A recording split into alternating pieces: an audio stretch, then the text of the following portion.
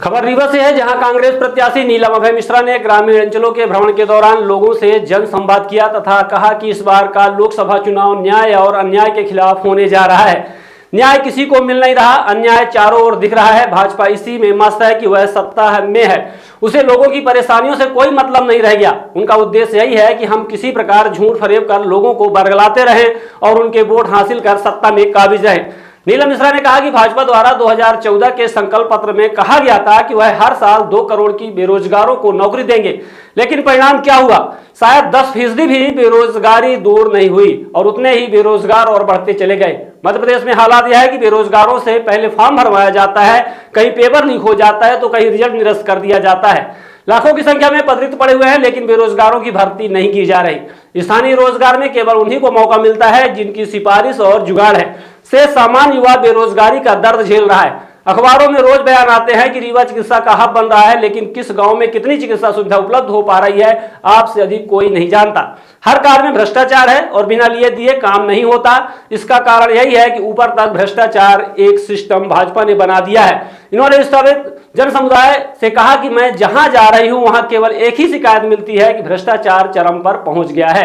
लोगों की भारतीय जनता पार्टी से खासी नाराजगी है और इस बार लोग खुद सामने आकर कह रहे हैं कि 10 साल से बहुत दे दिए, अब नहीं। लोकसभा प्रत्याशी ने कहा कि अगर आपका आशीर्वाद मिला तो भ्रष्टाचार समाप्त करने के लिए तथा स्थानीय उद्योगों में रोजगार के लिए 70% स्थानीय युवाओं को ही मौका दिलवाने के लिए वह पूरे ताकत के साथ प्रयास करेंगी। जब भ्रष्टाचार खत्म होगा और युवाओं को रोजगार मिलेगा तो सारी समस्याएं अपने आप खत्म होने के कगार पर पहुंच जाएंगी। उक्त अवसर पर पूर्व विधायक विद्यावती पटेल, जिला कांग्रेस कमेटी मऊगंज के अध्यक्ष पद्मेश गौतम, महिला कांग्रेस की जिला अध्यक्ष सीमा सिंह कांग्रेस समेत काफी संख्या में कार्यकर्ता पदाधिकारी मौजूद रहे। यह जनसंपर्क अभियान पलिया दुबान, देवतालाब, लौर, ढनगन, ढेरा, रकरी, पन्नी, रतनगमा, गंगमा आदि गांव में हुआ। इसी बीच कई जगह सभाएं भी हुई। मऊगंज विधानसभा क्षेत्र में कई जगह बैठकें रीवा लोकसभा कांग्रेस प्रत्याशी नीलम अभय मिश्रा के समर्थन में सिमरिया विधायक अभय मिश्रा तथा मऊगंज के पूर्व विधायक सुखेंद्र सिंह बन्ना ने पटेरा, बिशरहटा समेत कई ग्रामीण अंचलों में जाकर कांग्रेस के पदाधिकारी कार्यकर्ताओं की बैठक ली तथा लोगों के बीच जाकर कांग्रेस के लिए समर्थन मांगा। इस दौरान विधायक श्री मिश्रा ने कहा कि जब भी कभी इस इलाके में सांसद जनार्दन मिश्रा आए तो उनसे यह जरूर पूछें 10 सालों के दौरान उन्होंने उनके इलाके के लिए क्या किया है। श्री मिश्रा ने दुख व्यक्त करते हुए कहा कि 10 सालों में इस क्षेत्र के विकास के लिए ऐसी कोई योजना नहीं लाई जिससे उद्योग खुल सके और बेरोजगारों का भला हो सके।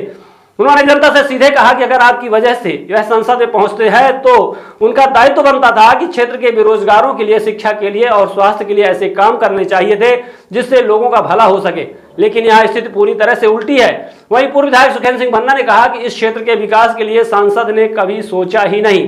10 साल के दौरान वह तभी आते हैं जब चुनाव का मौका आता है, बीच में वह अपने बॉस के साथ आगे पीछे लगे रहते हैं। उन्होंने जनता से कहा कि अब मौका आ गया है कि आप भी जवाब दे सकते हैं। इस दौरान श्री बन्ना ने कहा कि इस बार के चुनाव में कांग्रेस के पक्ष में लहर बन चुकी है। इस दौरान काफी संख्या में कांग्रेस के स्थानीय नेता, मंडलम सेक्टर के पदाधिकारी मौजूद रहे। इस टाइप की यहाँ पे जो वैकेंसी हमारे देश में हो चुकी है, आज सबसे बड़ी अगर समस्या है हमारे देश में तो युवाओं के रोजगार की, पहले नंबर पे। दूसरे नंबर पे मोदी जी कहते हैं कि हमने देश की गरीबी दूर कर दी।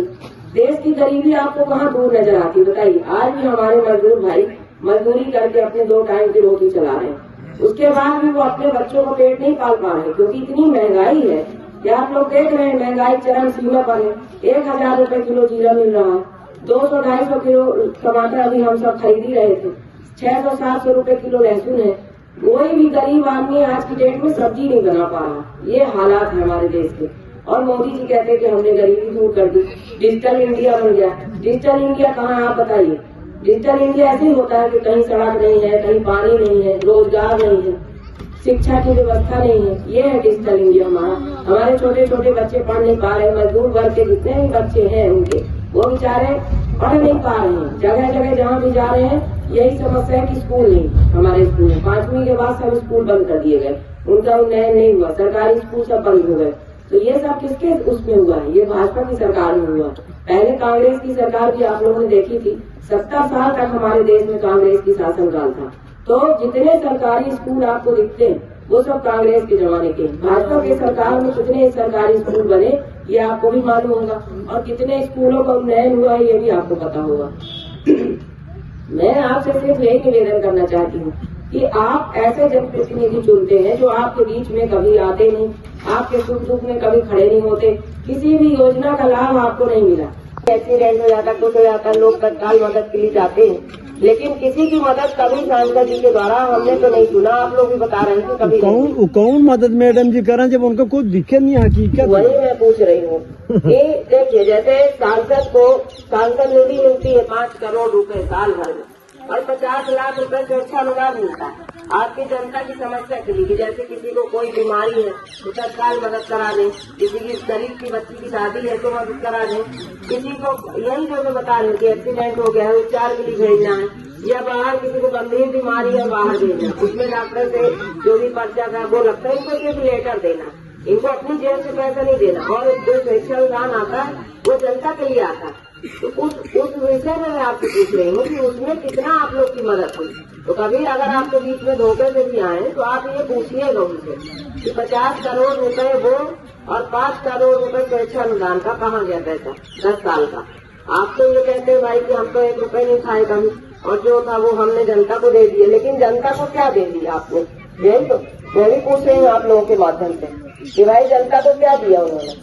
और जो जितनी समस्याएं हैं हमारे ग्रामीण क्षेत्रों में वो वहीं की वहीं खड़ी हैं। आप सब लोग बता दीजिए, आपके भी गांव में यहाँ भी कोई विकास नहीं दिख रहा कि न तो कहीं रोड पक्की दिख रही है, न हैंडपंप दिख रहे हैं, हैंडपंप है शायद ये चलता हो, और बाकी न तो नल जल योजना में कहीं पानी पहुँच रहा है, न तो युवाओं को कहीं रोजगार की बात हो रही है, नहीं तो महिलाओं की सुरक्षा की बात होती, न बच्चों की शिक्षा की हो रही। पिछली बार हमारी बहनों को ठग के सरकार बना लिए लाडली बहना के नाम पे।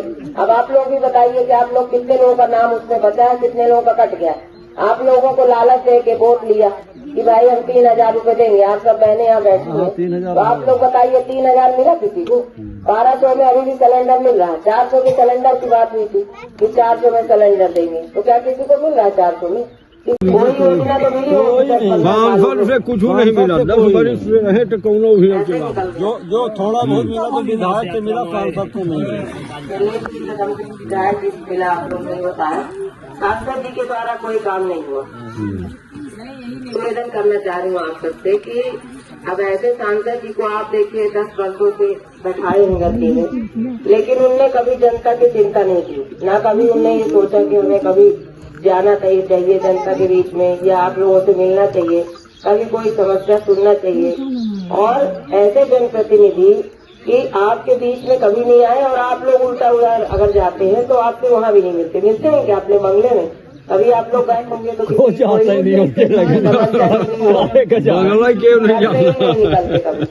और फिर उनसे अभी कुछ मीडिया वाले गए थे इंटरव्यू लेने, तो उन लोगों ने पूछा कि भाई आप जनता के बीच में कब जाएंगे, तो बोले हमको जनता की जरूरत ही नहीं, हमको मोदी के नाम पे वोट मिल जाता है तो हम जीत जाते हैं, उनका ये कहना है। अब आप सोचिए कि उनके अंदर कितना अहंकार भरा हुआ है, किस तरह की बातें करते हैं कि मतलब उनको आपकी जनता जनार्दन की जरूरत भी है, आपके वोट से ही जीतते हैं, लेकिन उसके बाद भी उनका ये कहना है कि हमको जनता की कोई जरूरत नहीं है, हमको मोदी की लहर में वोट मिल रहा है।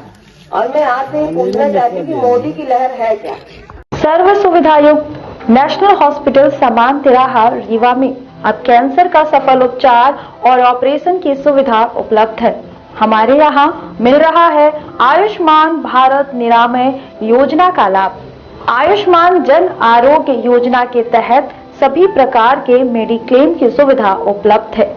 हमारे यहाँ लेजर कैंसर, अस्थि रोग, एंडोस्कोपी, लेप्रोस्कोपी एवं प्रसूति रोग का अनुभवी चिकित्सकों के द्वारा उपचार किया जाता है। कैंसर के इलाज एवं ऑपरेशन अब रीवा के नेशनल अस्पताल में उपलब्ध है। नेशनल हॉस्पिटल के संचालक डॉक्टर अखिलेश पटेल के द्वारा उपलब्ध करवाई जा रही हैं सभी सुविधाएं। आयुष्मान से संबंधित किसी भी प्रकार की जानकारी के लिए संपर्क करें मोबाइल नंबर 9691288560 पर, या फिर संपर्क करें 7566831551 पर। हमारा पता है नेशनल हॉस्पिटल समान तिराहा रीवा। संपर्क करें 07662359974 पर, या फिर संपर्क करें 8602885990 पर।